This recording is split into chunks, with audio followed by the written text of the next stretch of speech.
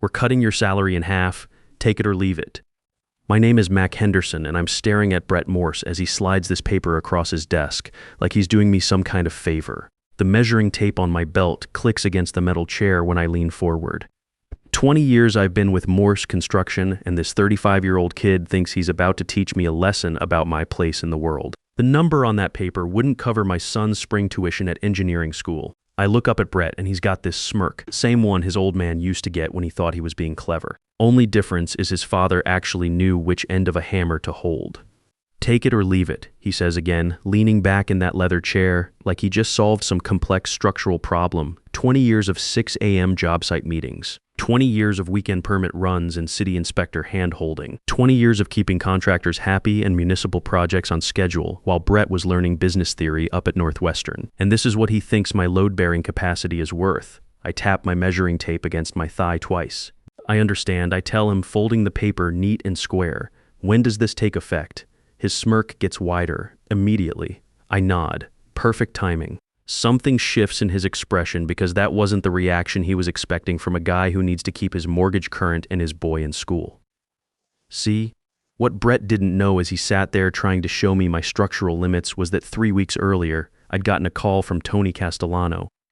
Tony runs Castellano Construction, the most successful operation in our county, been watching our projects for years. Not Brett's PowerPoint presentations, but the actual concrete getting poured, and the permits getting approved on schedule. Mac, Tony had said when we met for coffee at the job site trailer, I need someone who understands that construction is built on handshakes, not just contracts. I'm expanding into municipal work, and I need a partner who knows how to keep city engineers happy and inspectors cooperative. I hadn't given him an answer that day, told him I needed time to think it over. But sitting there watching Brett destroy 20 years of loyalty with a salary cut that would make my ex-wife laugh, Tony's offer suddenly felt like load calculations finally balancing out. You have to understand something about Brett Morse. He inherited this company from his father 18 months ago, never spent a day coordinating subcontractors, never had to sweet-talk a building inspector when the foundation pour didn't go according to plan, never had to explain to a homeowner why their basement needs another week to cure properly. He's one of those guys who thinks showing up with an MBA automatically makes him qualified to run field operations. What he never realized is that for the past 5 years, I've been the structural support holding his entire business together. Not officially, of course. On paper, I'm senior project manager, but practically every major decision flows through my relationships first. Every crisis gets handled by me before it reaches his climate-controlled office. Every municipal contract exists because I built those connections one inspection at a time, one successful project at a time. Take our biggest job, the new courthouse project. When Jimmy Rodriguez from City Planning needs to discuss scheduling conflicts, he calls me directly. When we need expedited permits, Sarah Walsh in the permits office recognizes my voice on the first ring. When there's a problem with concrete delivery or electrical inspection timing, I call Rodriguez Brothers and they rearrange their entire schedule because we've worked together for 15 years and they know I'm good for it. Or consider the Riverside subdivision our second biggest project running right now. I've been their point man for 3 years. I know which city councilman lives on Elm Street.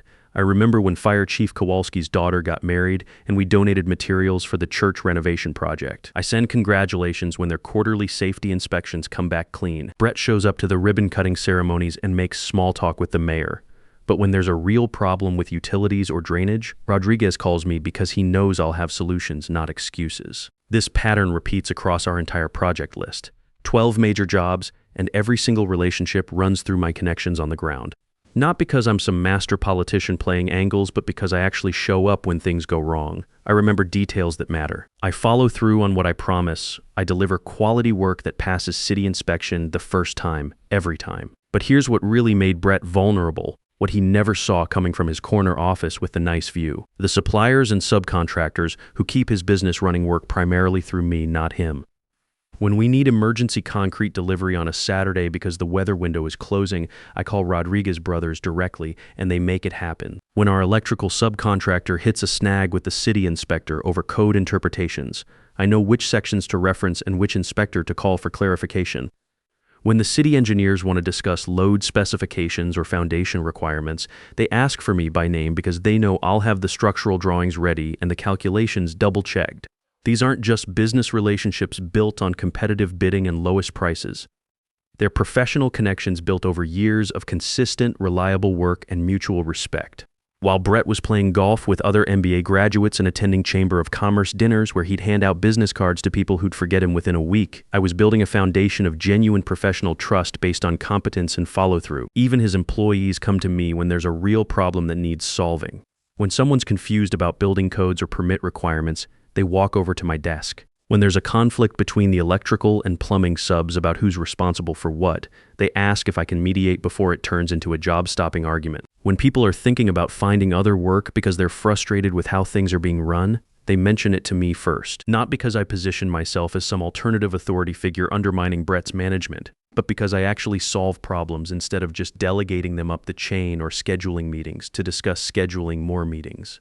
The week after my conversation with Tony, I started paying closer attention to exactly how much of Brett's business depended on my personal relationships and institutional knowledge. It was like checking the structural integrity of a building and discovering that one support beam was holding up the entire framework. I was copied on probably 95% of important communications with contractors and city officials.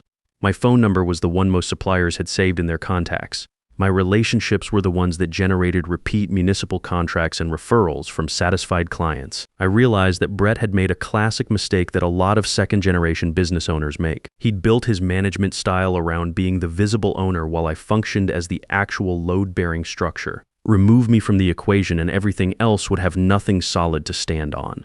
So when he slid that salary cut across his desk with such obvious satisfaction, when he looked at me like I was some replaceable piece of equipment that should be grateful for whatever maintenance budget he threw my way, I knew exactly what my specifications were worth in the current market. Perfect timing, I'd said, and I meant every word. I stood up from his office that Thursday afternoon and walked directly out to my truck. I opened my phone and typed out a brief text to Tony Castellano. I accept your partnership offer. When do we start laying foundation? His response came back within 30 minutes, Monday morning. Welcome to Castellano Construction, partner. It was Thursday afternoon. That same day, I walked back into the office and submitted my formal resignation to Rita Martinez, our office manager who'd been keeping that place running since before Brett learned to drive. 2 weeks' notice as required by my employment contract. Professional, courteous, giving Brett adequate time to transfer my responsibilities to someone else. Of course, what Brett didn't understand was that my responsibilities couldn't actually be transferred to another person. You can't hand over 20 years of relationship building in a 2-week transition period, no matter how detailed your documentation. When I told Brett I was leaving, he barely looked up from his computer screen where he was probably updating some spreadsheet that had nothing to do with actual job performance. Fine, he said, waving his hand like he was shooing away a fly. We'll manage the structural load without you. I almost laughed out loud. Instead, I spent my remaining 2 weeks being the most helpful departing employee in construction history. I documented every project I was managing with detailed timeline charts and contact information. I created comprehensive contractor profiles with job histories, billing preferences, and notes about their specific operational requirements. I wrote step-by-step guides for handling city permit processes, including which inspectors preferred morning appointments and which ones needed extra documentation for unusual situations. I organized my project files systematically and left clear instructions for whoever would be taking over my various responsibilities. What I couldn't do was transfer the actual relationships themselves, because you can't transfer trust that's been built over years of consistent performance. You can't document the fact that Jimmy Rodriguez fast-tracks my permit applications because I've never submitted incomplete paperwork or asked for special favors I hadn't earned. You can't write a manual explaining that Sarah Walsh calls me personally when there's going to be a problem with an inspection because she knows I'll handle it professionally instead of throwing a tantrum or trying to blame someone else. You can't hand over the respect I've earned from subcontractors who know that when I give them a completion timeline, the materials will be there when I promised, and the previous trades will have their work finished on schedule. On my last day, I cleaned out my desk while Brett was in some meeting with his accountant, probably trying to figure out how my departure would affect his quarterly projections. I took my personal items, my level, my hard hat, some photos of completed projects I was particularly proud of, and I left behind all the company property, all the project files, all the permit documentation. I wasn't stealing anything that belonged to Morse Construction. I was just no longer available to be the invisible infrastructure holding everything together. I shook hands with my coworkers, especially the guys who'd been there long enough to remember when Brett's father was still running day-to-day operations. I hugged Rita, who'd been keeping that office organized and functional since before Brett could spell construction. And I drove my truck out of that parking lot at exactly 500 on Friday afternoon, measuring tape clicking against my belt, one last time as I walked away from 20 years of unappreciated competence. Monday morning, I started my new position as Tony's partner at Castellano Construction. We'd structured the partnership agreement so I'd have equity ownership and decision-making authority from day one. Not just another employee title with extra responsibilities. My new office was in a double-wide trailer at the main equipment yard, with windows that looked out over actual machinery and material stockpiles instead of decorative landscaping designed to impress visitors who never got their boots dirty. By Tuesday, my old work phone number had been disconnected and forwarded to a generic voicemail system that nobody checked with any regularity. By Wednesday afternoon, things at Brett's company started getting interesting in ways he hadn't anticipated. Jimmy Rodriguez called the main office looking for me about a foundation inspection that needed to be rescheduled due to weather delays. The receptionist transferred him to Brett, who had no idea what project Jimmy was referring to, why the timing mattered, or what the inspection was supposed to cover. Jimmy hung up confused and called the county engineering department to ask if anyone knew what was happening with Morse Construction's scheduling coordination. Rodriguez brothers called Thursday morning with a question about concrete specifications for the courthouse expansion project. Brett took the call personally, trying to sound knowledgeable about structural requirements, but it became obvious within 10 minutes that he didn't understand the engineering specs his own company had submitted in their original bid. Rodriguez asked to speak with someone who was actually familiar with the technical details and load calculations.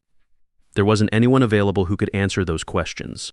By Friday of that first week, 4 more contractors had called with various questions and received similarly unhelpful responses. 2 suppliers called about delivery schedules that I would normally have coordinated based on project timelines and weather forecasts. The building inspector showed up for a scheduled foundation inspection that Brett had completely forgotten was happening, which resulted in a failed inspection and a 2-week delay while they scrambled to reschedule. I know all this because people started calling me directly. Not to complain about Brett exactly, but to ask if I knew what was happening over there and whether there was some kind of transition period they should be aware of. Jimmy Rodriguez tracked down my new number through the permits office and called to congratulate me on my partnership with Tony. "Mac, I don't know what's going on at your old place," he said, "but it's like they forgot how to coordinate projects. Nobody there seems to know what's happening with their own jobs anymore." I listened sympathetically but didn't offer any explanations or insights about internal operations. What was I supposed to say? That Brett had spent 18 months taking credit for work he couldn't actually perform himself. The second week was when the real structural problems started showing. One of their biggest suppliers, the concrete company I'd worked with for 12 years, called about an overdue payment that was affecting their cash flow. Brett apparently got defensive about their payment terms and suggested they should be more patient about money since they'd been doing business together for so long. The owner called me that afternoon. "Mac, I don't know what's happening over there, but that's not how we're used to handling business relationships. If this is how they want to operate going forward, we might need to reconsider our credit terms and delivery priorities." I maintain my professional boundaries completely. That sounds like a conversation you should have directly with them about your business policies. But of course, I also mentioned that my new company was looking for reliable concrete suppliers. And would he be interested in discussing potential partnership arrangements with Castellano Construction? This is where people sometimes misunderstand what happened next. I didn't sabotage Brett's business operations.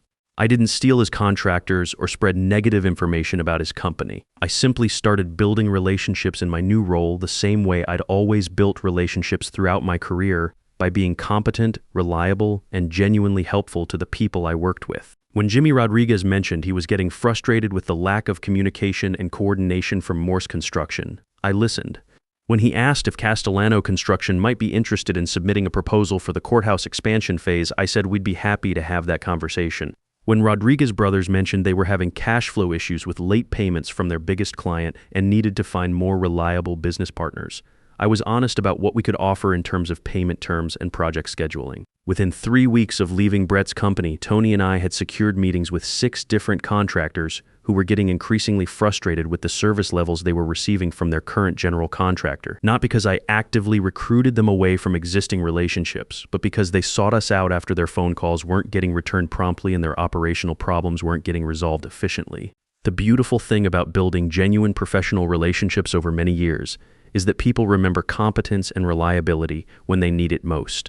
When they're getting poor service and communication from one contractor, they naturally think about someone who consistently delivered quality coordination and problem solving. It's not corporate espionage or unethical competitive behavior, it's just basic professional reputation and market forces working the way they're supposed to.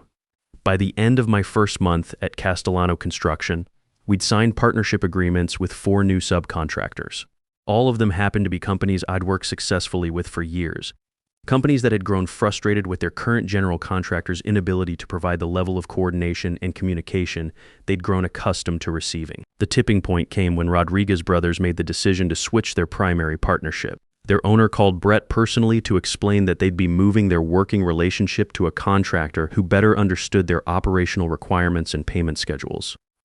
Brett apparently became aggressive and accusatory, suggesting they were being influenced by a former employee who was engaging in unethical competitive practices. Rodriguez called me that afternoon, actually laughing about the conversation. "Mac, that kid just proved exactly why we made the right decision about changing partnerships. He spent 15 minutes yelling at me about employee loyalty and competitive ethics, but he couldn't answer a single question about our actual project specifications or delivery requirements. It's like he never understood what we do or why his father's company hired us in the first place." That's when I finally understood what was really happening. Brett hadn't just lost me as an employee when I decided to leave. He'd lost the person who translated between his business school theories and the actual requirements of running construction projects successfully. Without me there to bridge that gap between his management concepts and real-world operations, contractors and suppliers were getting direct exposure to his fundamental incompetence. The story started reaching me through industry contacts and professional networks. How Brett had shown up to a job site coordination meeting without the proper architectural drawings and tried to improvise solutions based on outdated specifications. How he'd promised completion schedules that his remaining staff couldn't possibly meet because they didn't have the supplier relationships necessary to expedite material deliveries when weather caused delays. How he'd completely mishandled a foundation settling issue that I would have resolved with 3 phone calls to the right city engineers and some additional structural reinforcement. Each failure made my former contractors more appreciative of the coordination and communication they were now receiving from Tony and me. Each conversation with Brett reminded them why they'd actually valued working with Morse Construction when I was there to make everything run according to schedule and specification. 8 weeks after I left, I ran into Rita Martinez at the lumberyard on a Saturday morning. She looked exhausted and stressed in a way I'd never seen during all the years we'd worked together. "Mac, it's complete chaos over there," she said, shaking her head. "Brett keeps asking us to handle things you used to coordinate, but none of us have your relationships or know-how. Half the contractors won't return our calls anymore.